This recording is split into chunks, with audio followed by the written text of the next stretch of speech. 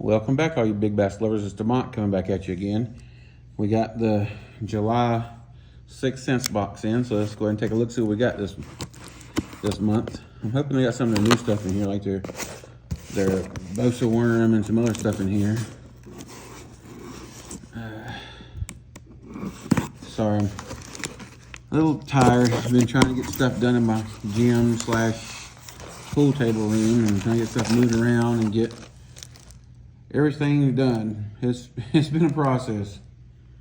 Now I finally got most of the stuff done. Put in new lights and different things.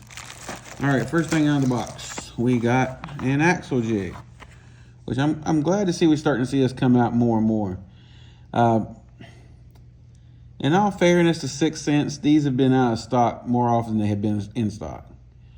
This is one of the best swim jigs you'll get. I mean, bar none, one of the best swim jigs you can get. The reason why they call it an axle jig, in case you're not familiar, this has a 6/0 hook. This color is called Custom Bluegill. I think it's something you can only get in this. You can see it right there. See, the hook moves back and forth, and it has a screw lock on here. That is a great swim jig. Next thing on the list here is we have a Crush Mini 25 MD, which is another one of my favorite little finesse swim baits. My favorite little finesse little. I think they run about 6 foot deep. Yeah, 4 to 7 foot deep. I use 10-pound test, so I use about 7 foot. This is Blue Truce shad. All right, we got a catwalk, 5/8 of an ounce. This color is called Bluegilla. To make another color like this that I like a little bit more when the water is really clear, this has a little more translucent sides to it. But they're both really good baits. I usually tie these with a loop knot. You don't really want to put a split ring on the front of these guys. I know a lot of people want to put a split ring or a snap. Let me show you what I'm talking about. See, this doesn't come with it. This is made kind of thin on the nose. What this bait does really good for you, has a really nice wide walk. Now, on the other, there's a couple other baits that are fine, have a split ring and a snap on it, like the Strike King, Strike King Sexy Dog, and a few other ones. But you have ones that have really thin bodies like this. I want to do a loop knot because I don't want to add any extra weight up here, because this bait already is designed to kind of sit in the water flat. It doesn't sit tail down. It kind of sits like this, straight up and down. This gives it a better walking action. I'm not going to tie a loop knot now. If you guys want me to, I will. There's plenty of other people out there that's already showed how to do loop knots. But I do mine a little bit different, but if you need me to, let me know. All right, next up in the bag. Okay, we got the Movement 80. This is a really good shallow diving grass crankbait. I like the movements a lot. This one's called Threadfin Shad. It's 5/8 of an ounce. It goes like down to 3 feet. But really what you want this is awesome for is just burning across the top of grass flats.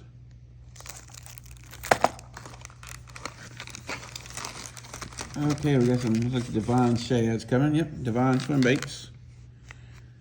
And this one looks like Fire Crawl. Well, this is Baby Bluegill. That doesn't really look like baby bluegill to me. This looks more like Fire Crawl. But, well, it's got some little blue flake in it. I don't know. Doesn't really look like bluegill to me, but you guys tell me what you guys think. Okay. 2 things left. We have a Thud 70 1/2 ounce. This color is called Mudbug Red. Mudbug Red. Not a very good summertime color, but I mean, you can catch them on red baits most of the year, but Some of them are more focused on shad and shad imitation, so it's not the best for a red crankbait. And then I think this is last, you get a Divine Underspin. This is a 1/2 ounce. This will be really good for out on the ledge. Has a screw lock. The color of this one is, I think, yeah, baby, this is baby bluegill. Okay, so I guess, let's find out. See how this kind of matches up.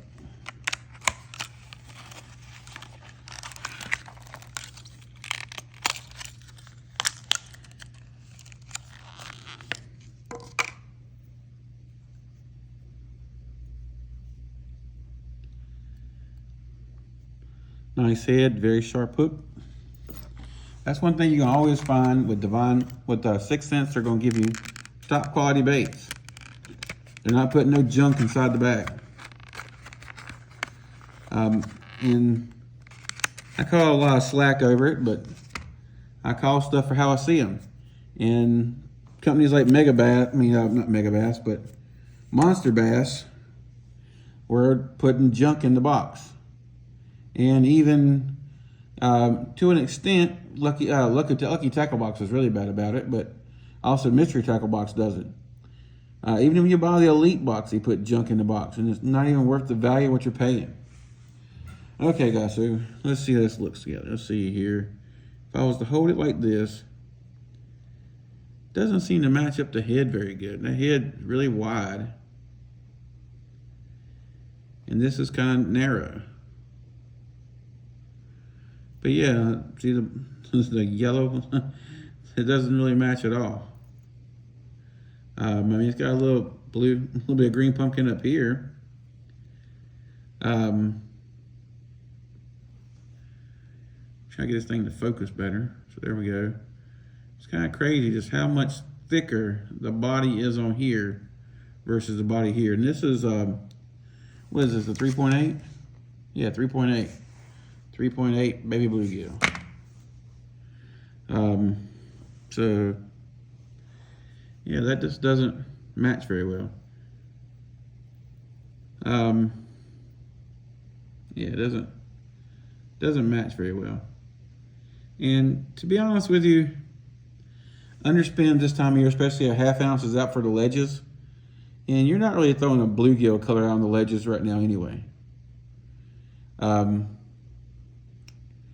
So I will say this, some of the stuff in this box just doesn't make perfect sense right now. Like this, which don't get me wrong, underspin. You can put this with a shad style bait. It doesn't have to be a bluegill's color. I mean, that red gill plate and with the blue and the green, that kind of matches almost any hickory shad, a bunch of other kind of shads look like that, especially if they've been damaged. And when they're down really deep, they're not really seeing that right now. Let me set this over here. I'm getting salt on my pool table. Didn't realize there's gonna be that much salt in here.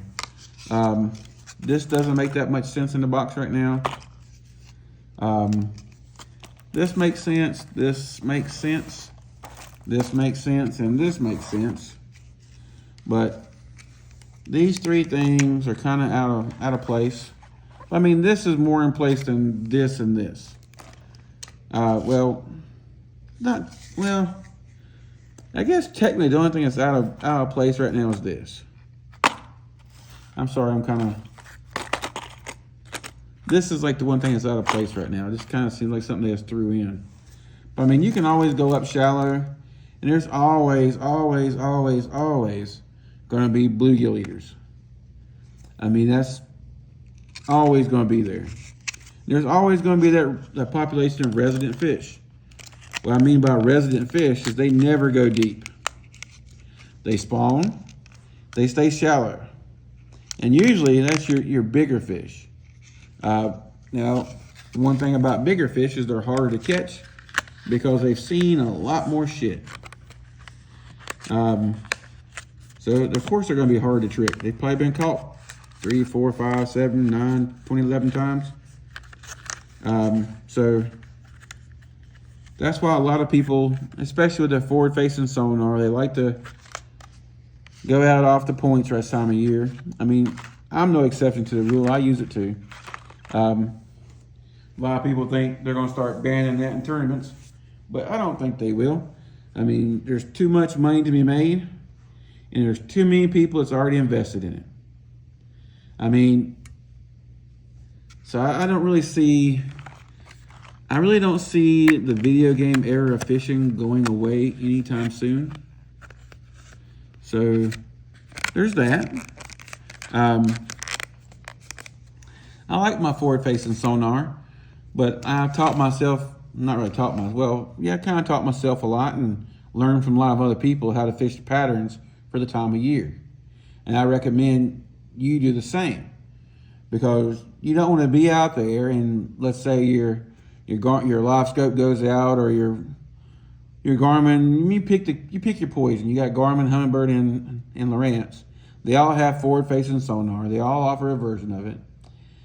But if you're out there and that goes kapunk, and you've relied so much on fishing with your forward-facing sonar, and you don't know where to go next, then you're kind of SOL. I mean, I've seen several guys back when forward-facing sonar first came out, and don't get me wrong, it has came a long way since then. But back then, I've seen a lot of guys get out there and the forward-facing sonar just goes kapunk. They were doing really good in the ABAs, and they ended up being basically almost next to the last. They were like, after the first 3 tournaments at the beginning of the year, before the spawn came, they were leading points. By the end of the year, the forward-facing sonar went out, and back then, it was hard getting replacement parts. It was hard getting new units. So they went from being first to last. Ricky Bobby would not approve.